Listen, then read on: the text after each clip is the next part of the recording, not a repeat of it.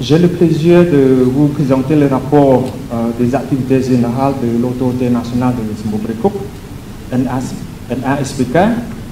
Et ce rapport résume les résultats de l'équipe de NASPK en matière de restauration, de conservation, de recherche archéologique et de formation, et présente aussi le projet de l'avenir.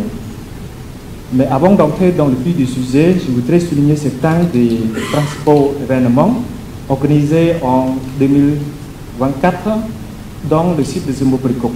Ainsi, au début de cette année, au mois de mars, un marathon a eu lieu avec 300 participants sur les 3 distances différentes, 5 km, 12 km et 24 km. Et cet événement était co-organisé dans le but de donner aux gens envie de participer des sports pour la santé en s'alliant à l'environnement naturel, au tourisme, à l'amitié et au développement économique local à travers les obstacles. Le deuxième événement concerne la course cycliste organisée au mois de novembre dernier par l'association bancaire cambodgienne autour des sites de Zimbabwe. Et cet événement réunit environ 500 cyclistes. Permettez-moi maintenant d'entrer dans le vif du sujet. D'abord, la maintenance du site et l'amélioration des visites. 3 piliers fondamentaux sur notre approche de la conservation et de la gestion de Zimbabwe. L'amélioration découlant de l'expérience de visite, la préservation du site et la gestion de l'environnement. Pour sauvegarder l'intégrité structure et technique du temps, un programme de gestion de la végétation est en place pour relever les défis du climat tropical du Cambodge. Cela comprend le contrôle des arbres envahissants qui menacent la stabilité du monument historique, ainsi un désherbage régulier et une taille sélective. Nous avons élaboré une carte piste dédiée aux arbres pour identifier et atténuer les dangers potentiels.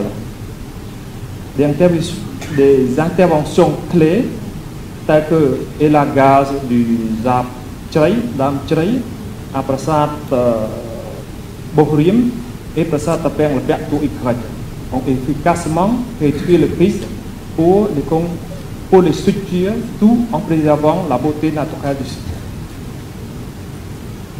Nous avons également étendu l'itinéraire touristique pour inclure le secteur nord et la zone urbaine entourée de Douvres, améliorant aussi la découverte par les visiteurs du lien profond qui est uni au paysage culturel environnant.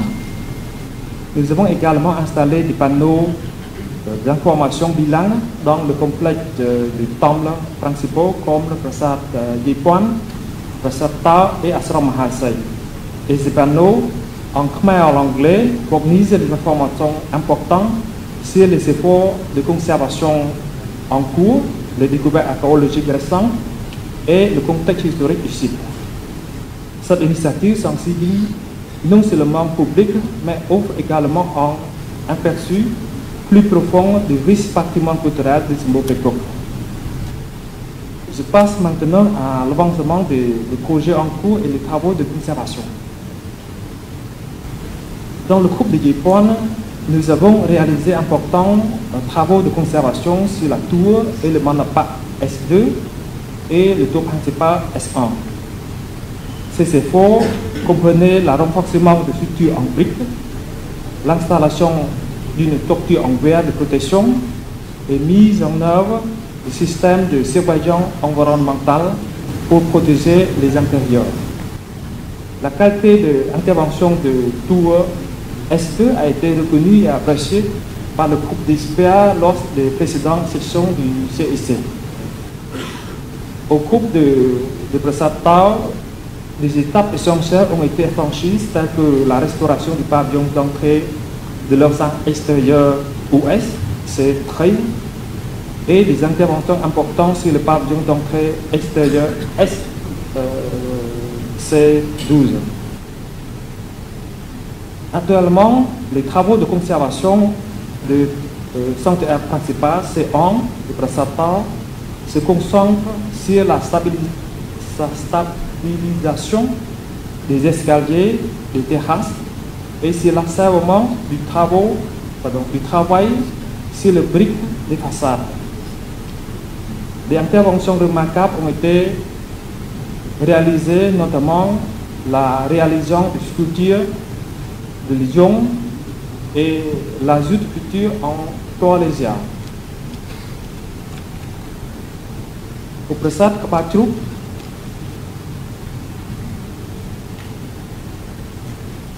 dans la zone nord de Prasat Sombo, nous avons entrepris la consolidation et stabilisation essentielle des maçonneries, déblayer des débris accumulés et apporter des améliorations paysagères. Nous prévoyons achever de monopathe d'engrais au début de l'année prochaine, qui marquera ainsi la conclusion des efforts de restauration décorative en cours. À Prasat Borim, notre travail de conservation répond aux défis posés en grand nombre d'entre en piétant sur les structures. Et nous savons aussi à préserver la maçonnerie d'origine tout en respectant les impératifs environnementaux.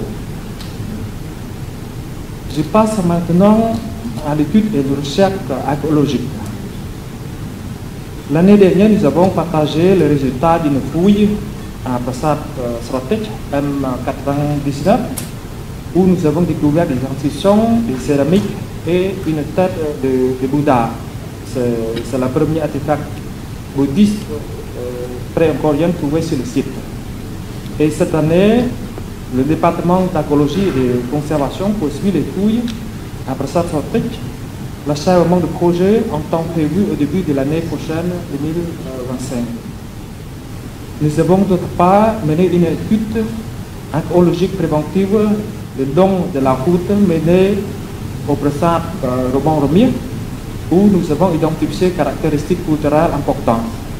Et cette route démontre que la conservation du patrimoine peut s'aligner harmonieusement sur le développement communautaire et qu'elle facilite les rapprochements pour les résidents locaux et les visiteurs.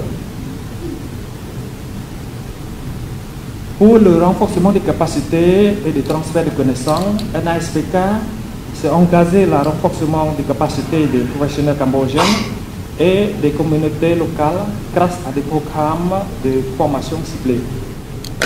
Au cours des 8 derniers mois, nos initiatives ont dispersé une formation pratique pour conservation du patrimoine, en particulier pour la restauration des briques, à plus de 200 étudiants et membres de la communauté. Et cette formation